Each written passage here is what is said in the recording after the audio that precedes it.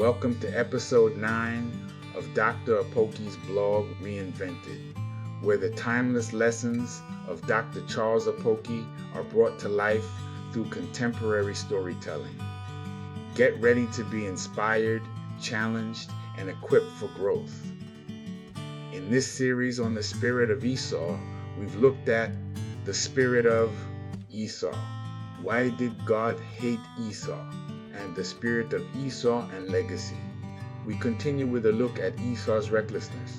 Our biblical reference is Genesis chapter 26, verse 34. When Esau was 40 years old, he married 2 Hittite women contrary to the instructions of his grandfather. They became a source of distress to Isaac and Rebekah. Recklessness is the spirit of Esau. God hates a reckless lifestyle. Today, in Isoko land in southern Nigeria, men are marrying 2 women at once, and they are very local men with no substance. Recently, 4 brothers married at once. 2 of them married 2 women each. I was wondering if they know the consequences of their actions. I bought land from several families in my community. One family built a house with their money. One of them bought a car that is very problematic to repair. Today, he is a shadow of himself. The car is parked, he now does transport with a motorbike. One young man that inherited so many plots of land in the same community sold nearly everything and spent the money drinking and getting into trouble. He is like a fair-skinned mobile skeleton. A reckless marriage is filled with thorns. You must definitely get pricked. Now Esau learned that Isaac had blessed Jacob and had sent him to Paddan Aram to take a wife from there, and that when he blessed him, he commanded him, "Do not marry a Canaanite woman," and that Jacob had obeyed his father and mother and had gone to Paddan Aram. Esau then realized how displeasing the Canaanite women were to his father Isaac, so he went to Ishmael and married Mahalath, the sister of Nebaioth and daughter of Ishmael, son of Abraham, in addition to the wives he already had. The recklessness of Esau was further exemplified by his decision to marry an additional wife from the family of Ishmael. It took him time to realize how displeased his marriages were to his parents, only after Jacob was told not to marry like him. It must be very clear by now that Jacob did not rush into marriage like Esau. He took his time. Jacob, though, had his own challenges. He had to definitely pay for his deception by being deceived by the brother of Rebekah, his coach. Ironically, Rebekah died before Jacob returned. She did not eat the fruit of her deception. Number 1. Esau failed to do a SWOT. Analysis. Israel was going to be a nation surrounded by enemies. In fact, history is replete with stories of battles the nation had to fight today. Israel never forgets history and never removes her eyes from any existential threat. Please note that I'm doing an unbiased analysis of events and relating them to contemporary events. A SWOT analysis is a deliberate and regular analysis of your strengths, weaknesses, opportunities, and threats. It is a very realistic, deliberate, and factual analysis, not an imaginary one like church folks do. Esau should have been conscious of the story of their birth.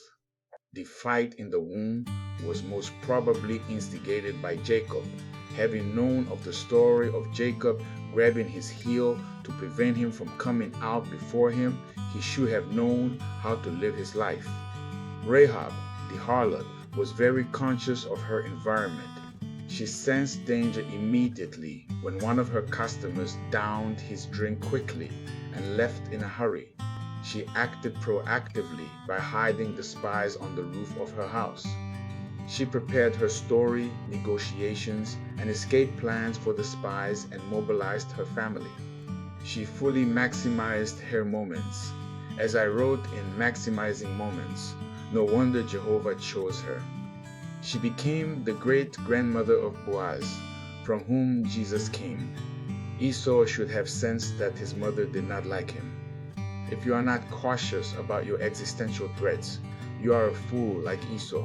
Even when his blessing was stolen, his parents became aware of his plans to kill Jacob after the mourning period for his father. Imagine Esau now planning. It is written here that Esau said to himself, "How then did the mother hear about his plot?"